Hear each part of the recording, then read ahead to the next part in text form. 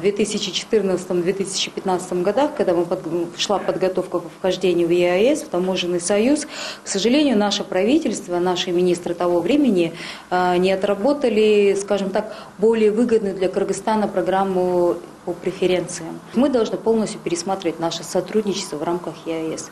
Причем это на уровне руководства правительства, на уровне руководства страны. Я думаю, они сейчас этим уже озадачились. То есть либо мы сотрудничаем, либо мы на равных, либо тогда надо ставить вопрос о том, смысл нам там находиться в ЕАЭС.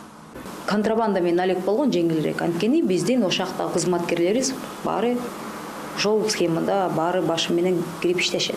Материалдар деп коюп туруп холодильниктер, техника кирип атат. Эмнеге? Анткени анын эмеси растамошканын коэффициенттери арзаныраак.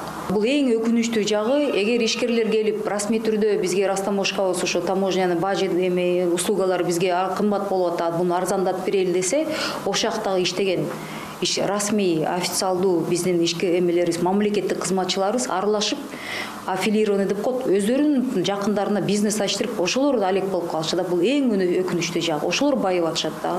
Бүгүн парламенттин экономика жана фискалдык саясат боюнча комитетинин отурумунда бажет тармагын текшерүү боюнча депутаттык комиссия түзүү сунушталды. Бул демилге депутаттар тарабынан колдоо таап, маселе кийинки жумада каралмай болду.